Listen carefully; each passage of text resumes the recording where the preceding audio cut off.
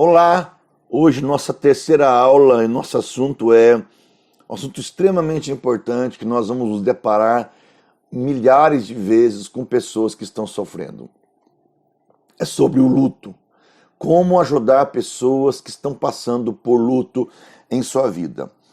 Geralmente nós não gostamos de falar de luto, nós falamos de vitória, de libertação, de cura, de coisas boas, mas não de luto. Mas a Bíblia diz que há tempo de nascer e há tempo de morrer. Eclesiastes 7, 2 ao 4 diz que é melhor ir na casa onde há luto do que ir à casa onde há um banquete. Porque na casa onde há um luto, nós atentamos e atinamos para o fim de cada um de nós. Quando me refiro a luto, não me refiro a perder pessoas simplesmente. Me refiro a perder objetos, coisas, empregos, casamentos, circunstâncias, situações, salários. A pessoa tinha um bom salário numa boa empresa, perdeu esse emprego, deixou de ganhar um teto bom para ganhar um teto menor. A pessoa que perdeu um animal também é um luto. Então, o luto tem tudo a ver com aquilo que nós perdemos na vida, tá? Eu gosto muito de um livro de um autor americano, Doug Menningham, que diz o seguinte, ele lançou um livro chamado Não Roube o Meu Luto. Olha que frase linda que ele disse. O luto é tão natural quanto chorar por causa de um machucado. Dormir se você está cansado. Comer quando você tem fome. Ou espirrar quando o nariz coça. É a forma natural de curar o coração. Quando você está sofrendo, geralmente vem gente para você e diz assim, não chore, não sofra, para de sofrer, larga a mão disso. Por que você está sofrendo porque teu esposo te deixou, a tua mulher, ou porque você perdeu um animal, o ente querido, esse emprego? Chora não, logo tudo se resolve. As pessoas não gostam de ver a gente sofrendo. Não suportam o nosso sofrimento. E pior, querem impedir a gente de viver nosso luto. Há uma história que gosto muito na Bíblia, que é a história da rainha Esther. A Bíblia conta essa história porque a rainha Esther foi uma mulher que foi esposa do rei Assuero. E quando o Amã quis destruir o povo de Deus, por causa do seu tio Mardoqueu, a Bíblia diz que o rei determinou que os judeus morressem no dia de Pur. Quando ele fez isso, Mardoqueu, o tio da rainha Esther, ficou muito triste. Quando Mardoqueu soube que no dia de Pur todos os judeus iriam morrer no reinado do rei Assuero, ele rasgou as suas vestes, vestiu de pano de saco, de cinza, saiu chorando alto e amargamente pela cidade. Olha só que coisa interessante. O judeu, quando tinha uma perda, um luto, eles choravam, eles faziam esses atos públicos para mostrar a sua contrição e o seu quebrantamento. Quando a Esther, versículo 4, soube do que Mardoqueu estava vivendo, Esther mandou chamar os eunucos que serviam e mandou que fosse buscar Mardoqueu e mandou que levasse roupas para Mardoqueu. Olha só o que diz. Quando as criadas de Esther e os eunucos viram, contaram sobre Mardoqueu. Ela ficou angustiada. Enviou roupas para vestir em lugar de pano de saco e cinza. Olha só que coisa interessante isso. Ele está sofrendo. E o que ela quer fazer? Tira o saco e a cinza e coloca uma roupa festiva. Não é assim que as pessoas fazem conosco ou com alguém que está com luto? Tirar o sofrimento, a dor e a angústia. E quando você tira essa dor, o sofrimento e a angústia de quem está sofrendo, você está impedindo a pessoa de cumprir o seu papel de organização do luto. Se você fugir desse luto, ele vai voltar lá na frente em formas de sintomas sérios demais. Como isso? Vou contar um exemplo. Atendi uma família que havia perdido o pai. A filha deste homem foi para o velório. Quando eu fui cumprimentá-la, ela estava tão bem, mas tão bem que eu até desconfiava se era o pai ou não dela que tinha morrido. E aí quando eu fui cumprimentar a mãe, os filhos e essa menina, ela disse: não, pastor, Deus deu, Deus levou, aleluia, glória a Jesus, Deus está com a gente, estou feliz por isso. Ok, ela parecia inatingível. Quando passou um tempo, por volta dos seus 3 ou 4 meses, a mãe me procurou dizendo: a minha filha surtou. Está numa crise de pânico terrível, que ela grita, ela desespera. Ok, fui voltar para atender essa garota. Quando eu comecei a conversar com ela, ela me dizia o quanto a morte do pai tinha feito mal para a sua vida. Olha só isso, era a morte do pai. Ela recalcou isso. Ela não quis entrar em contato com a tristeza, com a angústia. E porque não entrou em contato com a tristeza, com a angústia, não vivenciou esse luto, o que aconteceu com ela? Ela surtou. Então o luto é natural, o luto tem que ser vivenciado, vivido. Quando Saul morreu, Davi, que havia sido perseguido muito por Saul, o que ele fez? Ele fez um canto fúnebre e ensinou e ordenou que as pessoas lamentassem a morte de Saul. É tão interessante na Bíblia, Lamentações, que nós temos um livro só sobre lamentações. Nós podemos chorar, podemos lamentar e podemos permitir que as pessoas possam chorar a sua dor, a sua perda e ter o seu luto. Olha só o que diz 2 Samuel 1:17. Davi entoou uma canção fúnebre para Saul e para Jonatas. Entoou uma canção fúnebre, ensinou. Olha o 23. Quão amados e estimados eram Saul e Jonatas. Estiveram juntos na vida e na morte. Ó filhas de Israel, chorem por Saul, pois ele as vestia com finos trajes vermelhos e com roupas adornadas de ouro. Como caíram os valentes na batalha, Jonatas está morto sobre os montes. Como choro por você, meu irmão Jonatas, quanto eu estimava. Olha que coisa interessante. Então você vai lidar com pessoas que estão passando por lutos. E quais são os sintomas característicos de uma pessoa com luto? Tristeza profundo, uma raiva. Raiva é por quê? Raiva é porque alguém faleceu, porque alguém morreu. Às vezes é uma raiva de Deus. Lembra de Marta e Maria? Quando Lázaro morrera, elas pediram para Jesus vir orar com Lázaro. Quando Jesus chegou, 4 dias depois, o corpo estava numa tumba, numa sepultura. O que Lázaro e Maria fazem com Jesus? Se o Senhor estivesse vindo antes, meu irmão não teria morrido. Olha a revolta, olha a raiva presente. Quantas pessoas perdem ente querido e elas dizem assim: por que Deus levou? Por que Deus tirou? Por que Deus levou alguém que eu amava?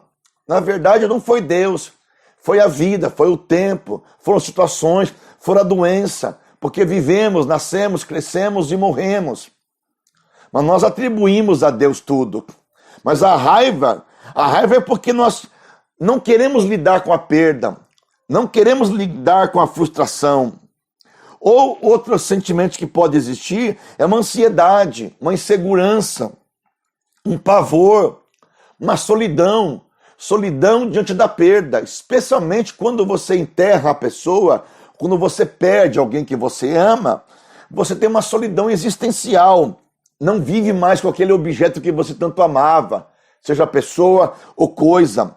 Fadiga, cansaço, desamparo, choque, tantas coisas nós podemos viver diante de um fator de perda, de luto. Então, é preciso você deixar as pessoas poderem falar do seu luto, poderem chorar. Quando ela chora suficientemente. E após chorar, nunca mais ela vai ter que lidar com isso.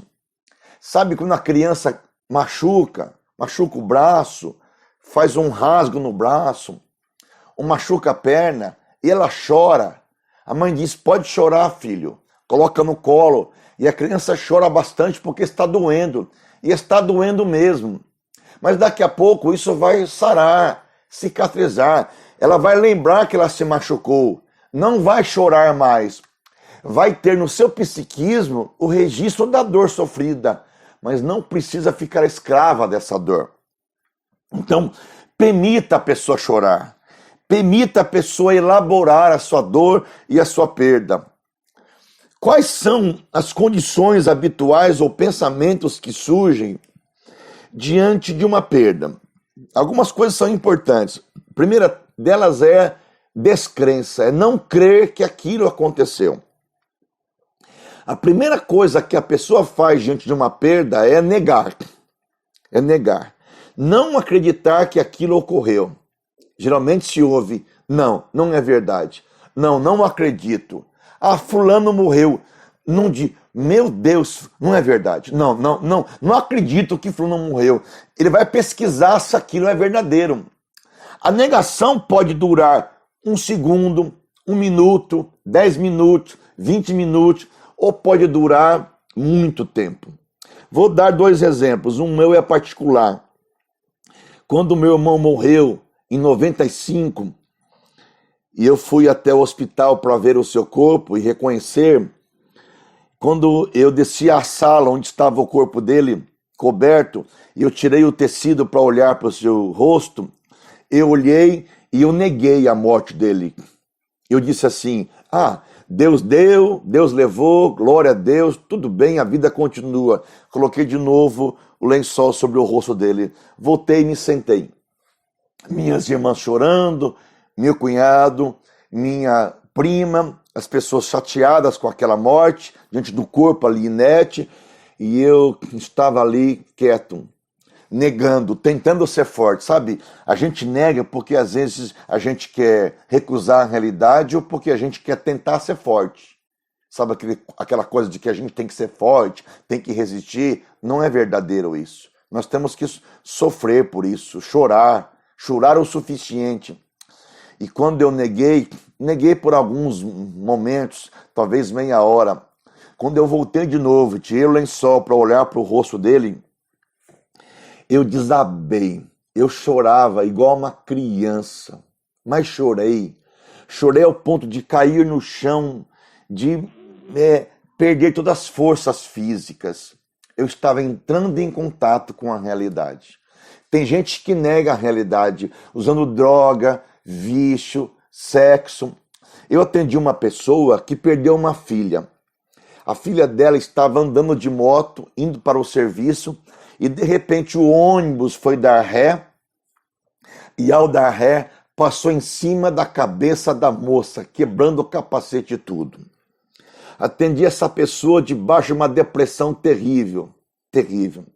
Mesmo porque ela viu o ônibus passar por cima da cabeça da própria filha. É claro que é um trauma, claro que é uma marca muito forte. Não tem como suavizar isso. E toda vez que ela fazia o almoço, ela fazia a mesa, preparava a refeição, deixava o prato para ela, para o marido dela e para a filha. Anos ela fez isso, negando a morte. E quando o marido perguntava por que aquele prato, ela dizia, porque nossa filha vai vir para o almoço. Quando eu a atendi, eu não podia dizer para ela assim, larga de ser besta, tua filha já morreu. Eu perguntava para ela, eu conversava com ela, eu dizia o porquê daquilo, o quanto que ela estava sofrendo com isso, por que ela precisava negar essa morte, como ela sofreu. Hoje, graças a Deus, ela não é que ela está 100% conformada com essa morte, já faz muito tempo isso, mas que ela já introjetou, ela já sabe que a filha morreu.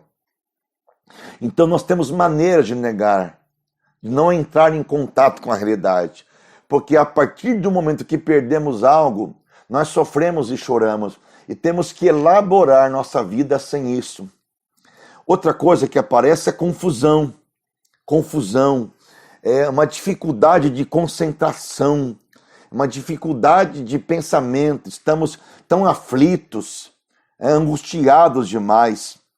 Nós então vamos desenvolver coisas que nos trazem tristeza, angústias, dores e ressentimento. Nós vamos passar pelos sintomas do luto, vamos passar pelas etapas do luto, que são etapas necessárias para nós lidarmos com isso.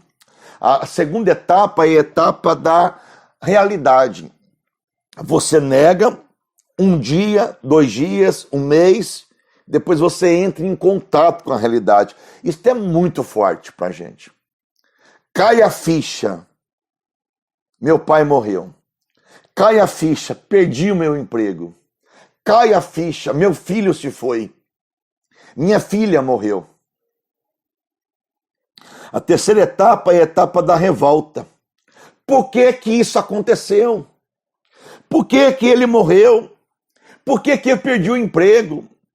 Por que que eu me casei com alguém, essa pessoa me traiu com uma outra pessoa, me abandonou? O que eu fiz? Por que que ele me trocou por uma outra mulher? Ou por que que ele me trocou por um outro homem? Então, é a negação, depois ele vai para o confronto com a realidade e vai para a revolta. Essa revolta pode demorar 1 dia, 1 semana, 1 mês, 1 ano, ou demorar muito tempo. Eu já atendi pessoas com revoltas e questionamentos com Deus e com a vida durante muito tempo.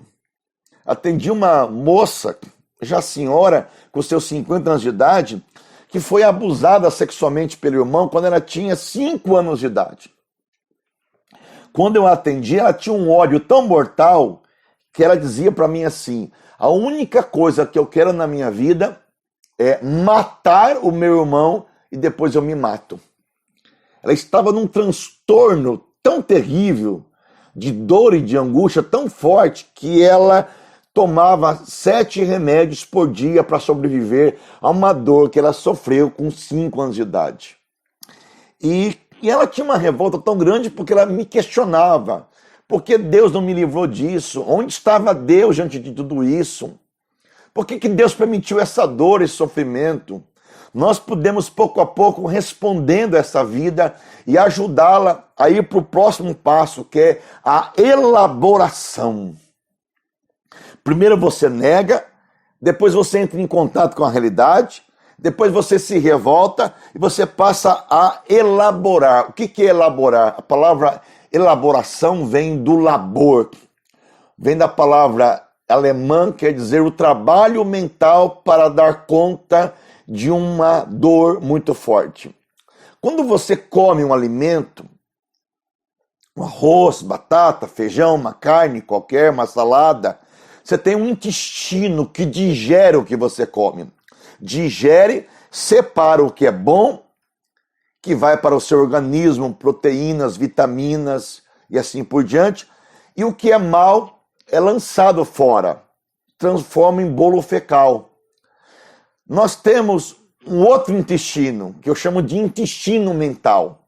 Assim como eu tenho um intestino que trabalha elaborando, separando o que é bom do que é ruim, eu tenho um cérebro, eu tenho um psiquismo, que trabalha para elaborar aquilo que é bom, aquilo que é ruim, jogando fora o que não presta e retendo o que é bom.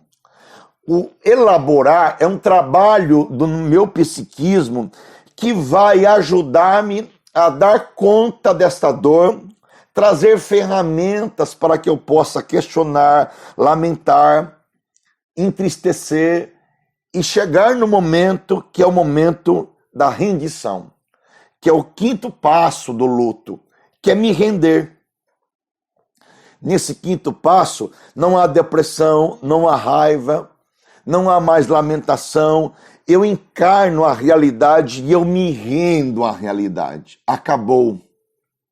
Quando você trabalha com casais que se separam e a pessoa fica remoendo essa separação, esse conflito, essa perda, esse adultério, por exemplo, esse rompimento da relação, você fica questionando por quê, porque ele saiu com outra, porque ele adulterou, porque ele me enganou tanto tempo. Você fica elaborando, questionando, até que chega um ponto que você diz, olha, eu não sei se o erro do que aconteceu é totalmente meu ou dele. Uma coisa eu sei, que eu fui inteira, ou que eu fui inteiro, que eu me dediquei, que eu fui uma pessoa que fui fiel e leal. Se ele ou ela não foram fiéis ou leais a mim, a vida segue. Vou me render à vida, me render à situação e vou entender que a vida chegou ao fim. Ou vou entender que o problema chegou ao fim. Ou vou entender que o casamento chegou ao fim. A vida segue. Quando Davi sofreu o luto da perda do seu filho, do seu pecado com Betseba, a Bíblia diz que quando Davi estava com o filho vivo, ele orou, chorou, trabalhou para que ele pudesse viver. Quando o filho morreu, eu acho um texto tão legal isso, no livro de Samuel, porque Davi chega, olha e diz assim, olha, ele foi, a criança foi, eu irei a ela, mas ela não voltará para mim. Aqui diz assim, então Davi, 2 Samuel 12, lavou o seu rosto, perfumou-se, trocou de roupa, entrou no templo e adorou. E os seus servos perplexos perguntaram, não entendemos, enquanto a criança estava viva, chorou e jejuou. Agora que a criança morreu, o Senhor parou de lamentar e voltou a comer. Davi disse, poderia eu fazer alguma coisa para trazê-la de volta? Poderia eu fazer alguma coisa para trazê-la de volta? Ela se foi. Se ela se foi, a vida segue, a vida continua.